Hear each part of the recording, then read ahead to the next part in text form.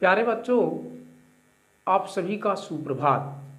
आज हम सब यूपी बोर्ड कक्षा 12 हिंदी काव्यखंड के अध्याय 3 अयोध्या सिंह उपाध्याय हरिऔध द्वारा रचित महाकाव्य प्रिय प्रवास के पवन दूतिका नामक शीर्षक का अध्ययन करेंगे। तो प्रस्तुत शीर्षक में श्री कृष्ण भगवान के मथुरा चले जाने पर राधा जी के विरह वर्णन का अध्ययन किया गया है। तो आइए अध्ययन करते हैं। बैठी खिन्ना यक दिवस वे गेह में थी अकेली। बैठी खिन्ना मिस दुखी, यक मिस एक, दिवस मिस दिन, वे गेह मिस घर में थी अकेली। एक दिन राधिका दुखी होकर घर में अकेली बैठी हुई थी। आके आंसू दृग युगल में थे धरा को भिगोते। आके आंसू दृग युगल, दृग मिस नेत्र, युगल मिस दोनों नेत्रों से आंसू बहकर धरा मिस पृथ्वी को भिगो रहे थे। दोनों आंखों से आंसू निकलकर पृथ्वी को भिगो रहे थे। आई धीरे इस सदन में पुष्प सदगंधों को लेकर। इस प्रकार से उस घर में सदगंधों को लेकर यानी पुष्प के सुगंध को लेकर आती है। प्रातः वाली सुपवन इसी काल वातायनों से। प्रातःकालीन सुपवन अच्छी हवा उसी समय किसी झरोखे से राधा जी के पास आती है। दूसरा देखते हैं। संतापों को विपुल बढ़ता देख के दुखिता हो।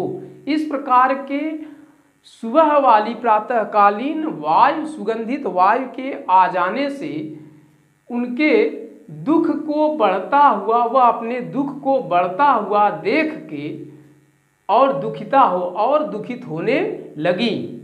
धीरे बोली सदुख उससे श्रीमती राधिका यूं। दुख से, सदुख में दुख से यूं। इस प्रकार से श्रीमती राधिका जी दुख पूर्वक वायु से बोली, धीरे से बोली। प्यारी प्रातः पवन इतना क्यों मुझे है सताती, कि हे प्रातःकालीन वायु आप मुझे इतना क्यों सता रही हो। क्या तू भी है कलुषित हुई काल की क्रूरता से। क्या तू भी कलुषित मिस दूषित हो गई हो काल की क्रूरता से, काल की कठोरता से। क्या तू भी दूषित हो गई हो कि मुझे इतना सता रही हो। मेरे प्यारे नव जलद से कंज से नेत्र वाले। मेरे प्यारे श्री कृष्ण भगवान नए मेघ के समान कंज से नेत्र वाले, कंज मीस होता है कमल, कमल के समान नेत्र वाले मेरे श्री कृष्ण भगवान जाके आए न मधुबन से और न भेजा संदेशा। जब से मथुरा गए हुए हैं तब से वह वापस नहीं आए हैं और न संदेशा ही भेजा है। मैं रो रो के प्रिय विरह से बावली हो रही हूँ। इस प्रकार के श्री कृष्ण भगवान के विरह के कारण मैं रो रो के बावली हो रही हूँ, अर्थात पागल हो रही हूँ। जाके मेरी सब दुख कथा श्याम को तू सुना दे। इस प्रकार से हे पवन आप जाकर मेरे इस दुख कथा को श्याम श्री कृष्ण भगवान को जाकर सुना दो। तो इस प्रकार से प्यारे बच्चों इसका व्याख्या हो गया। तो इसका क्वेश्चन किस प्रकार से पूछता है, दे देगा प्रस्तुत पद को पढ़ें और इसके तथ्यपरक प्रश्नों का उत्तर दें। तो दे देगा इसमें से 1-2 लाइन अंडरलाइन कर देगा, 1-2 लाइन को अंडरलाइन कर देगा और पूछेगा प्रस्तुत पद में पद के पाठ और शीर्षक का नाम बताइए। दूसरा प्रश्न रेखांकित अंश की व्याख्या कीजिए। तीसरा पूछ सकता है प्रस्तुत पद में कौन सा छंद है। तो आप संदर्भ भी बता सकते हैं। प्रस्तुत पद अयोध्या सिंह उपाध्याय हरिऔध द्वारा रचित पवन दूतिका नामक शीर्षक से लिया गया है। और पूछ सकता है प्रस्तुत पद में कौन सा अलंकार है। तो मानवीय अलंकार कर दीजिएगा। प्रस्तुत पद में कौन सा छंद है। तो मंदक्रांता छंद कर दीजिएगा, क्योंकि इसको इस प्रकार से भी पढ़ा जाता है। मंदक्रांता छंद को ऐसे पढ़ा जाता है बैठी खिन्नायक दिवस वे गेह में थी अकेली। तो इस प्रकार से यह मंदक्रांता छंद में रचित है। तो इस प्रकार से ऐसे ही आपको आंसर देना होगा। प्यारे बच्चों, अब चौथा देखते हैं। ज्यों ही मेरा भवन तज तू अल्प आगे बढ़ेगी, जैसे ही हे पवन। प्रस्तुत पद में राधा जी पवन को दूतिका बनाकर श्री कृष्ण भगवान के पास भेजती हैं और पवन से इन बातों को समझाती हुई कहती हैं कि हे पवन, जैसे ही तू मेरा भवन को घर को छोड़कर थोड़ा सा आगे बढ़ोगी, शोभा वाली सुगंध कितनी मंज कुंजे मिलेंगी। तो आगे तुम्हें शोभा को प्राप्त करने वाली, शोभा को देने वाली सुखद बहुत सारी सी मंज की कुंजे मिलेंगी, लताएं मिलेंगी। प्यारी छाया मृदुल स्वर से मोह लेंगी तुझे, और उस प्यारी छाया में मृदुल स्वर, चिड़ियों जैसे चाहने की मृदुल स्वर से तुमको मोह लेंगी। तो भी मेरा दुख लख वहाँ जाना विश्राम लेना। तो इस प्रकार से वहाँ पर तुमको मृदुल छाया आपको मोह लेगी, तब पर भी तुम मेरे दुख को याद करना, स्मरण करना और वहाँ जाकर विश्राम न कर लेना। थोड़ा आगे सरस रव का धाम सतपुष्प वाला। अगर और थोड़ा सा आगे हे पवन, अगर थोड़ा और आगे जाओगे तो सरस रव का धाम मिलेगा। वहाँ पर भी चिड़ियों का चहचहाना जैसे सतपुष्प वाला एक धाम मिलेगा। अच्छे अच्छे बहुद्रुम लतावान सौंदर्यशाली। उस धाम में अच्छे अच्छे बहुत सारे से पेड़ पौधे और झाड़ियाँ लताएं मिलेंगी। सौंदर्यशाली, सुंदरता को प्रदान करने वाली लताएं मिलेंगी।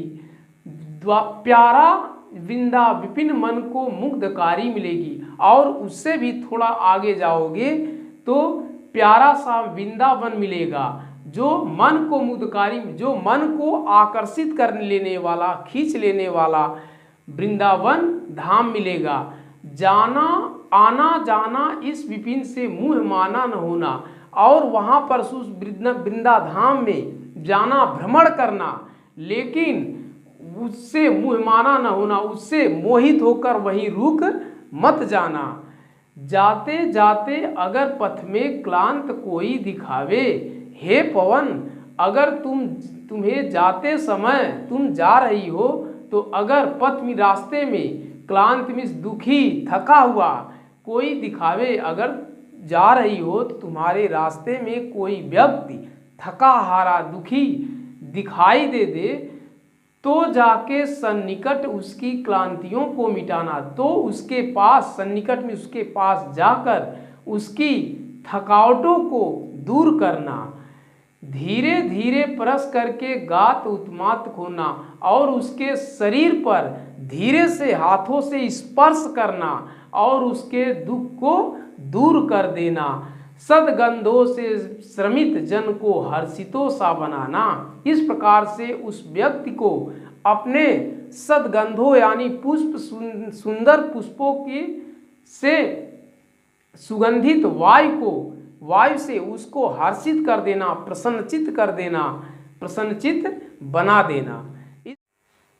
तो प्यारे बच्चों, अब 7वां देखते हैं।